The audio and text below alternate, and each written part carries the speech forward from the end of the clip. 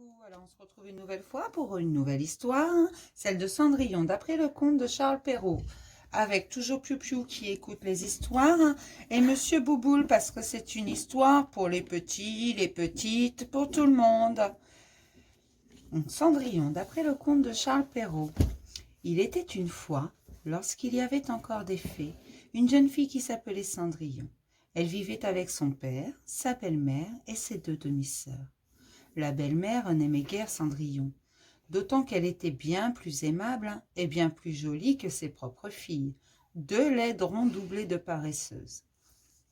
Alors Cendrillon devait faire tout le travail de la maison, pendant que ses vilaines sœurs se prélassaient et dépensaient tout l'argent de leur père dans la toilette et les paires de souliers. Elles adoraient aller aux réceptions, sans une pensée pour la pauvre Cendrillon, qui restait au coin du feu à ravauder ses bas. Un jour, une prestigieuse invitation arriva dans une belle enveloppe. Désireux de se marier, le prince donnait un grand bal, 3 soirs de suite, et y conviait toutes les demoiselles du pays. Se voyant déjà princesses, les deux vilaines sœurs acheta aussitôt de nouvelles toilettes et passèrent leur journée à faire des essayages, exigeant que Cendrillon raccourcisse un volant, repasse ruban, frise les cheveux. Cendrillon n'avait pas une minute pour penser à ce qu'elle mettrait pour le bal, elle aussi. Et lorsque le grand soir arriva, les deux laiderons sortirent de la maison sans même dire merci à Cendrillon. La jeune fille referma tristement la porte et alla s'asseoir près du feu dans la cuisine. « J'aurais tellement aimé aller au bal, soupira-t-elle. Soudain, il y eut un tourbillon d'étoiles et une vieille dame aux yeux explègues apparut devant Cendrillon, éberluée. Elle tenait une baguette magique à la main. « Tu iras au bal, ma chère enfant, dit-elle. Je suis ta marraine la fée. Maintenant, il faut faire vite. Va me chercher une grosse citrouille dans le potager et 6 souris dans la grange. Et n'oublie pas de prendre les 4 lézards qui sont endormis près de la citerne. » Cendrillon obéit sans se faire prier. Ensuite, d'un coup de baguette magique, la fée transforma la citrouille en un carrosse d'or étincelant. Les souris devinrent 6 chevaux d'un blanc pur, et les lézards 4 élégants valets de pied, en costume de velours vert. « Et maintenant, ma chère enfant, à ton tour, dit la fée. La baguette magique changea les vieux habits de Cendrillon en une splendide robe blanche, où brillaient des étoiles d'or. Ses cheveux étaient relevés en chignon, et un diadème scintillait sur sa tête.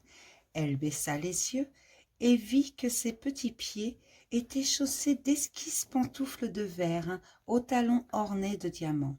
« Amuse-toi bien, dit la fée, mais lorsque sonnera le premier coup de minuit, pars vite, car ma magie finira et il n'y aura plus ni carrosse ni belle robe. » Lorsque Cendrillon arriva au bal, tout le monde admira cette beauté inconnue. « Qui est-ce » disait-on. « Comme elle est belle !» Le prince dansa avec elle toute la soirée. Vous imaginez la jalousie de ses 2 sœurs. Cela les rendait encore plus laides. Or, Cendrillon s'amusait tellement qu'elle en oublia l'avertissement de sa marraine, la fée. Et lorsque le premier coup de minuit retentit, elle retint un cri d'effroi. La magie allait finir. Elle se dégagea très vite des bras du prince, descendit en courant l'escalier du palais, grimpa dans son carrosse et disparut aussi mystérieusement qu'elle était arrivée. Mais dans sa hâte, elle avait perdu une de ses pantoufles de verre aux talons incrustés de diamants. Le prince la ramassa et la tendit vers la foule en déclarant « J'épouserai celle qui pourra chausser cette pantoufle. » Pendant ce temps, Cendrillon avait réussi à regagner sa maison. Il était temps. Elle n'avait plus que sa vieille blouse et son tablier.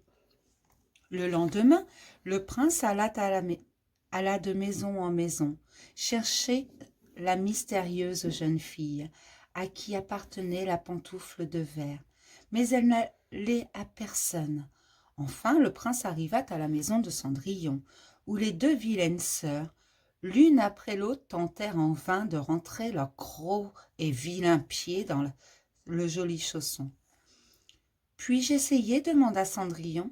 Ses sœurs éclatèrent de rire, puis devint verte de rage lorsque Cendrillon chaussa tranquillement sa pantoufle. Aussitôt, la bonne fée aux yeux espiègles apparut dans un tourbillon d'étoiles et d'argent.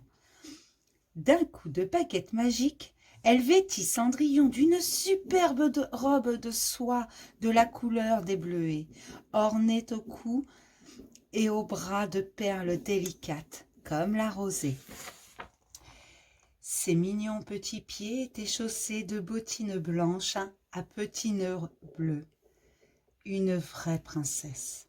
Sans perdre un instant, le prince emmena Cendrillon au palais pour lui présenter le roi et la reine. Et il l'épousa le lendemain. Quant aux vilaines sœurs, Cendrillon leur pardonna, parce qu'elle avait très bon cœur. Mais le prince exigea qu'elles viennent travailler 1 jour par semaine dans les cuisines du palais. C'était une leçon pour avoir été si méchante avec Cendrillon.